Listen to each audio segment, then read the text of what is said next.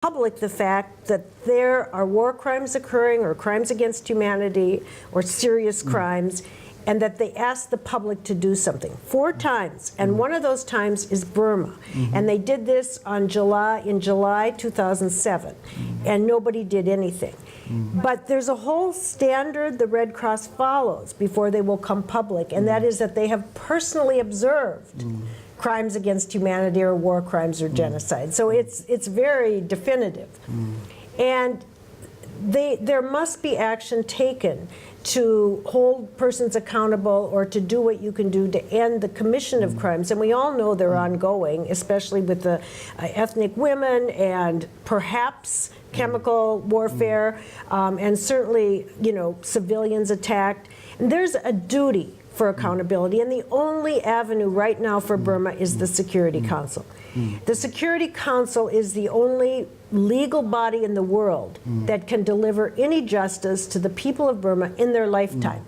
Now, hopefully, Burma will transition. They will have their domestic courts. They will be able to prosecute for crimes of the past. Don't you think establishing a South African style Truth and Reconciliation Commission might be helpful to deal with, the past crimes in Burma? Well, first of all, that was something decided by the people, and there was a full constitution and referendum process that was absolute fair. 25% women, I think, or 44 or something, all the committees deciding the constitution. So I think we can't compare the two, because also Burma's a country in armed conflict.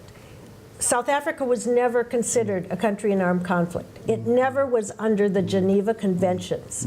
And so the crime of apartheid was happening in South Africa, but that is a special kind of genocide. So under the Genocide Convention, all states have an obligation if there's some suspicions.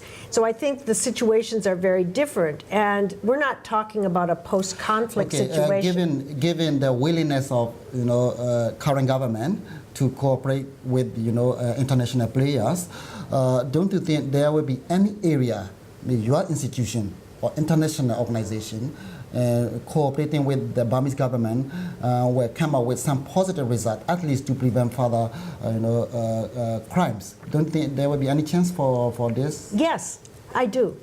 And I think one thing, and I noticed the interview your foreign minister did with the Wall Street Journal, and he talked about the framework of this government being the 2008 Constitution.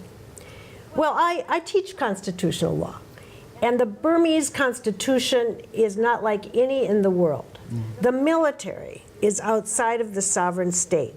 So no matter how much you see in civilian reforms, or what about the military? When President Thin orders the commander to stop shooting at the ethnic people, he doesn't have any authority to do that. And if the commander disobeys him, can he jail him?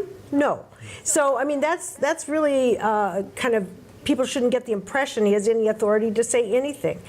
And the Constitution is really illegal under international law. It's an act of state, like the South Africa Constitution was declared illegal, and no state could recognize the elections from it.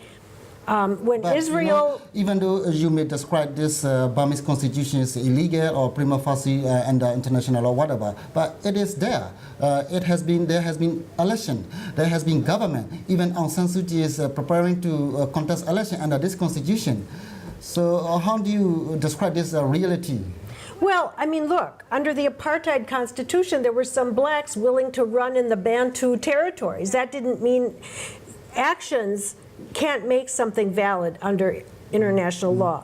When Israel put up a wall, in Jerusalem, and put up a wall, that was an illegal act under international law, and they were ordered by the international to remove them. Yeah, even though there exists, it is still illegal. Yes, and often it takes several years. I mean, there are many examples of this, and the Security Council has said this, the International Court of Justice, and I think what could happen, and even Mr. Quintana asked that in his General Assembly report that the Constitution be examined under international law. And I would recommend that the government cooperate with all of the global community and agree that the General Assembly should refer the Burma Constitution to the International Court of Justice for an advisory opinion on whether it comports with international law, because that would show them taking a step towards the rule of law. And actually, the General Assembly did that. When when Kosovo declared their independence, they referred that. Is that legal for a country to do that?